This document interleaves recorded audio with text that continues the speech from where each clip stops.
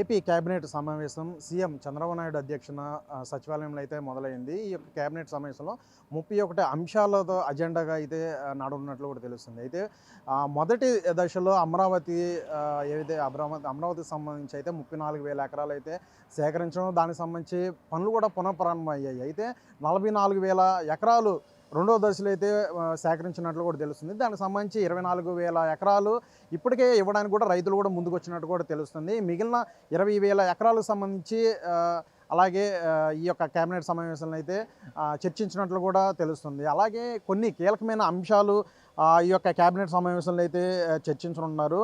అయితే ఇటీవల జరిగిన ఎస్ఐపిబి సమావేశంలో 19 వివిధ ప్రాజెక్టులకు సంబంధించి అయితే అక్కడ ఆమోదం జరిగింది. ఆ యొక్క ప్రాజెక్టులకు సంబంధించి అయితే 28,546 కోట్ల పెట్టుబడులకు సంబంధించి ఈ కేబినెట్ సమావేశాలు అయితే ఆమోదం తెలపనున్నట్లు కూడా తెలుస్తుంది.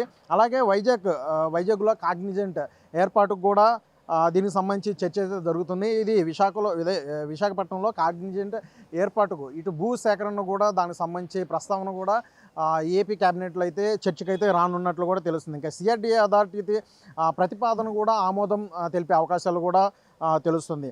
ఇంకా ఏదైతే అమరావతి గవర్నమెంట్ కాంప్లెక్స్ పరిధిలోని 1,450 ఎకరాల్లో మౌలిక వసతులతో ఏర్పాటుకు దాని కల్పనకైతే 1,052 కోట్ల టెండర్లు పిలవడానికి కూడా ఇటు క్యాబినెట్ అయితే ఆమోదం తెలిపే అవకాశాలు అయితే ఉన్నాయి.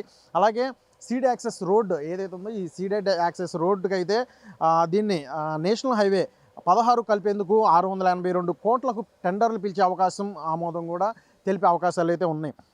ఏరోస్పేస్ అండ్ డిఫెన్స్ పాలసీపై చర్చించి ఆమోదించే అవకాశాలు కూడా ఉన్నట్లు తెలుస్తుంది. ఇంకా ఆంధ్రప్రదేశ్లో మరో 2 కొత్త పట్టణాభివృద్ధి సంస్థల ఏర్పాటుకైతే చర్చించున్నారు. ఇంకా పట్టణాభివృద్ధి సంస్థల వ్యవస్థీకరణకు సంబంధించి దిశగా ప్రభుత్వం అడుగులు వేసింది. ఇవాళ జరిగే మంత్రివర్గ సమావేశంలో వీటి ప్రస్తావన అయితే ఉంటుంది. వీటికి కూలంకషంగా వీటి మీద అన్నిటి కూడా ప్రస్తావన జరుగుతుంది, చర్చ జరుగుతుంది. ఇలా 31 అంశాలతో అలాగే ఇటీవల జరిగిన రాజకీయంగా రాష్ట్రంలో నెలకొన్న తాజా పరిస్థితులను బట్టి కూడా సీఎం చంద్రబాబు నాయుడు మంత్రివర్గ సభ్యులతో అందరితో కూడా చర్చించే అవకాశాలు ఉన్నాయి. మరి కీలకంగా చూసుకున్నట్లయితే ఏడాది కాలం అయితే కూటమి ప్రభుత్వం సుపరిపాలన అయితే కూడా జరిగింది. ఈ యొక్క ఏడాది కాలంలో ఎటువంటి హామీలు అన్నీ కూడా అమలుపరిచినట్లు, అలాగే రానున్న ఈ ఏడాది కావచ్చు, రానున్న ఈ 3 ఏళ్ళు కూడా కావచ్చు, ఏ విధంగా పరిపాలన అందించాలి, అలాగే ఇటు అభివృద్ధి పరిపాలన కూడా ఏ విధంగా ఉండాలి, అటువంటి కీలకమైన అంశాలు ఇటు మంత్రివర్గ సమావేశంలో అయితే సీఎం చంద్రబాబు నాయుడు మాట్లాడే అవకాశం ఉంది. కీలకంగా చూసుకున్నట్లయితే ఇప్పటి వరకు కూడా ఏదైతే అమరావతి రాజధానికి సంబంధించి అయితే ఒక కీలకంగా రాబోయే 3 ఏళ్లలో ఈ యొక్క అమరావతి రాజధానిని పూర్తి చేసి రాష్ట్ర ప్రజలకి అందించాలని ఒక ఆకాంక్షతో మరి కూటమి ప్రభుత్వం ముందుకు వెళ్తుంది. దానికి సంబంధించి క్లియర్ కట్గా ఇప్పటికే ఏవైతే మొదటి దశ పనులు కూడా పునఃప్రారంభం అయ్యాయి. రెండవ దశ పనుల్లో భాగంగా 44,000 ఎకరాలకు పూలింగ్కి సంబంధించి అయితే ఇటు పూర్తిగా ఈ యొక్క క్యాబినెట్లో చర్చకైతే రానున్నట్లు కూడా తెలుస్తుంది.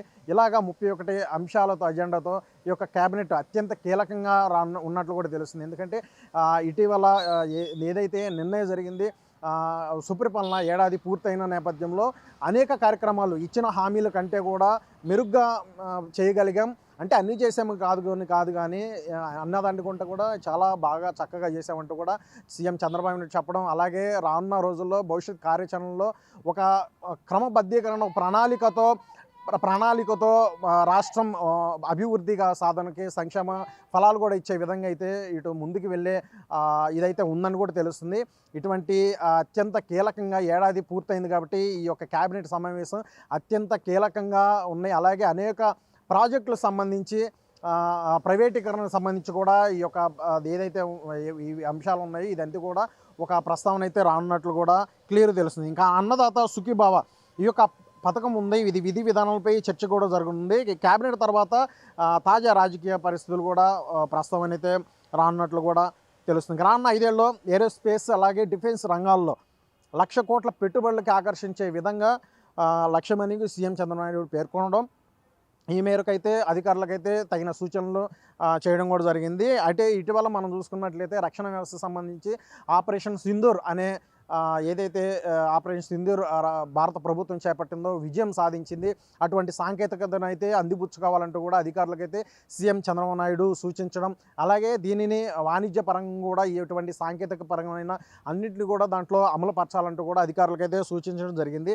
ఇటువంటి అనేక అంశాలైతే ఈ కేబినెట్ సమావేశంలో కీలకంగా చర్చకు వస్తాయి. అలాగే అనేక అంశాలు కూడా ఆమోదం అవుతాయంటూ కూడా క్లియర్గా తెలుస్తుంది.